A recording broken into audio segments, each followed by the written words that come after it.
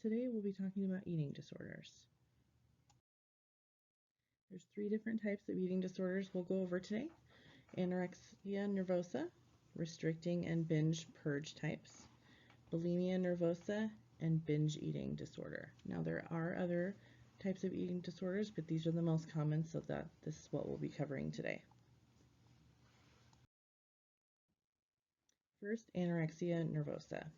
So the criteria for diagnosis is from the DSM-5. In order to be diagnosed with anorexia nervosa, this criteria must be met. The sufferer will use restriction of energy intake relative to requirements, leading to a significantly low body weight in the context of age, sex, developmental trajectory, and physical health. They have an intense fear of gaining weight or becoming fat, even though underweight. And there's a disturbance in the way in which one's body weight or shape is experienced. Undue influence of body weight or shape on self-evaluation or denial of the seriousness of the current low body weight. And what this usually looks like is the sufferer is severely underweight and they still view themselves as fat or lazy.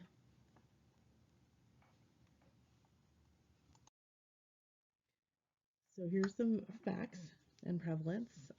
Like I said, the sufferers will starve themselves and they remain convinced that they need to lose more weight, even when emaciated.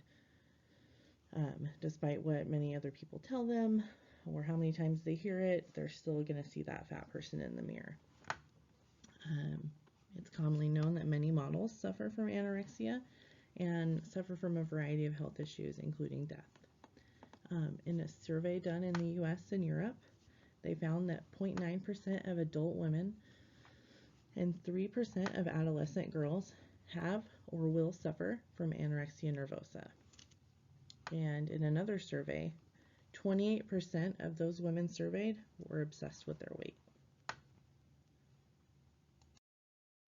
And we'll move on to bulimia nervosa. And this criteria is also from the DSM-5. Recurrent episodes of binge eating. An episode of binge eating is characterized by both of the following: eating in a discrete period of time, for example, within any 2-hour period, an amount of food that is definitely larger than most people would eat during a similar period of time and under similar circumstances. A lack of control over eating during the episode. For example, a feeling that one cannot stop eating or control what or how much they're eating.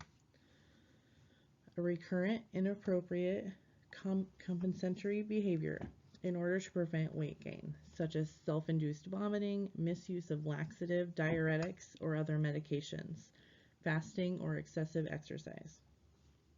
The binge eating and inappropriate compensatory behaviors both occur on average at least once a week for 3 months. Self-evaluation is unduly influenced by body shape and weight, and the disturbance does not occur exclusively during episodes of anorexia nervosa.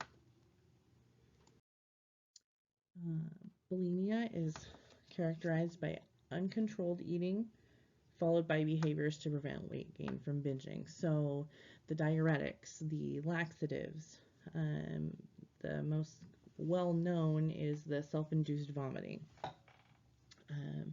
Most of the time, people may not even know until, we catch somebody vomiting in the bathroom, a friend often.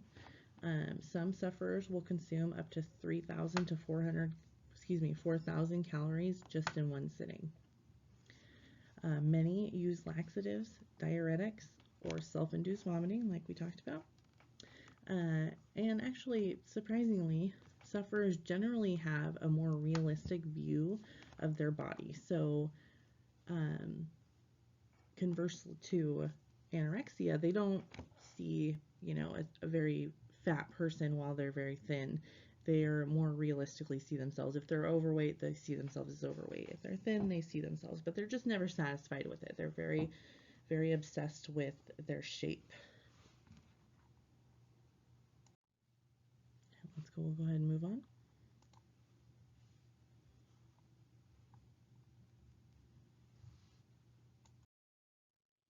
All right, let's talk about binge eating disorder.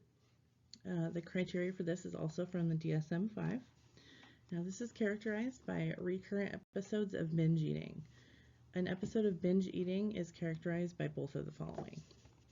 Eating in a discrete period of time, for example, within any 2-hour period, an amount of food that is definitely larger than what most people would consume in a similar period of time under similar circumstances. A sense of lack of control of overeating during the episode, a feeling that one cannot stop eating or control what or how much one is eating.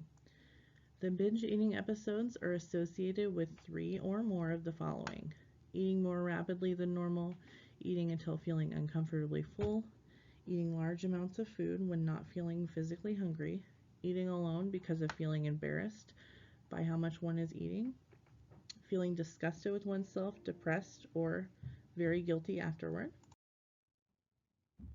Marked distress regarding binge eating is present. The binge eating occurs on average at least once a week for 3 months. The binge eating is not associated with the recurrent use of inappropriate compensatory behaviors, for example, purging, like in bulimia nervosa, and it does not occur exclusively during the course of bulimia nervosa or anorexia nervosa. Similar to bulimia, except the sufferers do not purge, fast, or use excessive exercise. The sufferers may be significantly overweight, and they engage in discrete binges of large amounts of food in response to stress or emotions. All right, the negative health effects. Let's see, long-term effects of anorexia and starvation can include heart and other organ failure, muscle atrophy, dental issues and tooth loss, and even death. And bulimia, similar, but also esophagus deterioration and dental issues and tooth loss. And binge eating is converse. It can cause obesity and the resulting issues of heart disease, stroke, diabetes, etc. Treatment. This is for anorexia. Hospitalization for the medical issues is the first step, and then getting enough weight on to be considered a healthy weight is the first step. There's psychotherapy. The Modsky model is the best studied and most successful. An intervention takes place over 6 months' time of therapy, and parents first take control of eating. Once enough weight is gained and more therapy, the child is given more and more control. There's also cognitive behavioral therapy. This is for bulimia and binge eating. It's the most studied. So since bulimia is thought to be caused by negative thoughts about patients' shape and weight, the therapist teaches the patients to monitor their thoughts and feelings surrounding those binges and to become more accepting of body shape.